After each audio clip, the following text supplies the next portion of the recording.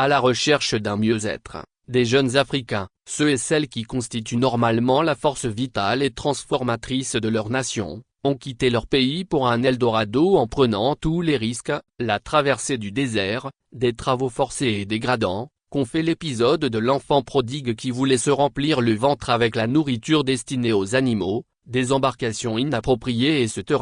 Mais malheureusement ils ne parviennent pas à la terre promise car ils périssent inéluctablement dans l'océan alors qu'ils espéraient un salut grâce à l'application d'un droit humanitaire qui aurait pour base le principe de l'humanisme, caractéristique de la modernité. Et pourtant ce fameux principe qui n'avait pas sauvé, dans le passé, le continent africain ni de l'esclavage ni de la colonisation, n'a pas également, dans le monde contemporain, servi de bouclier et de rempart pour des jeunes Africains.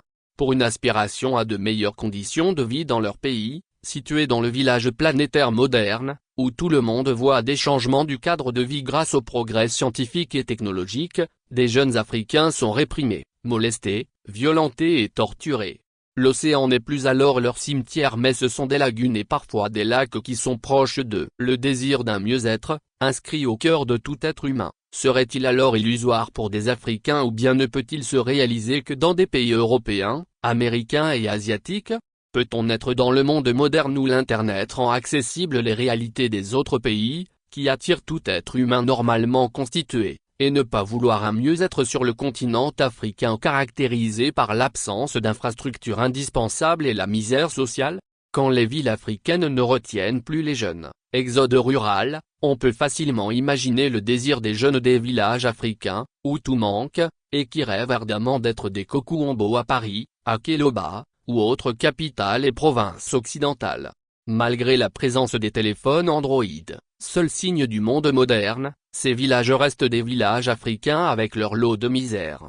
Alors qu'ailleurs des villages sont dotés des infrastructures qui ont changé le cadre de vie des citoyens, ici des jeunes tirent le diable par la queue. Alors qu'ailleurs des jeunes peuvent trouver à faire pour se prendre en charge et même se donner des loisirs, ici, sur le continent, l'absence d'opportunités vous transforme en des mendiants et surtout en des personnes en situation d'incapacité, qui attendent toujours de la diaspora, nouveau Joseph en référence à l'épisode biblique.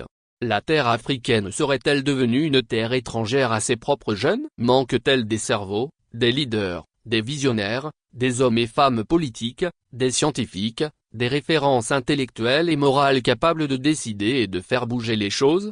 Au regard de tout ce qui se passe dans les pays africains et dans les institutions régionales et continentales, peut-on être neutre sous prétexte que la neutralité permet de jouer le rôle de médiateur dans la cité ou que cela permettrait de ne pas faire de la politique afin d'apparaître comme celui ou celle qui n'appartient à aucun camp?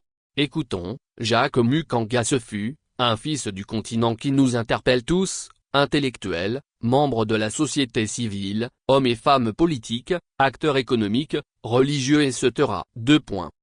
La neutralité n'est pas une vertu. La neutralité a engendré la langue de bois, ce patois des politiques et des technocrates irrésolus. Ils disent aux uns, vous avez raison et aux autres vous n'avez pas tort. La raison humaine est jugement et il en résulte qu'aussitôt éclairé par les données d'un débat, on ne peut ne pas prendre parti. La neutralité est un leurre, une ruse. Elle est une chose qu'on trouve dans les discours, pas dans le cœur des gens. Si voir les injustices et passer son chemin n'est pas de la lâcheté, admettez néanmoins que cela y ressemble beaucoup. Et on peut encore paraphraser Mukanga Sefu en disant, engageons-nous, car celui ou celle qui n'est pas dégoûté par ce qui est dégoûtant est encore plus dégoûtant que ce qui ne le, dégoûte pas. N'est-ce pas dans la capacité de nous indigner individuellement et collectivement, qu'ont fait Stéphane Hessel, contre les situations les plus humiliantes et les dégradantes de nos pays que nous serons des acteurs et des actrices du continent? Si penser le vivre ensemble en Afrique est une urgence, ne pourrait-on pas dire que son ressort est la capacité de nous indigner véritablement pour le bien commun et non pour nos propres intérêts égoïstes? Folikou Ekwe Roger, RJC, mots-clés. Afrique, article précédent Togo/corps repêché à baie au 4e lac, le gouvernement évoque des noyades accidentelles.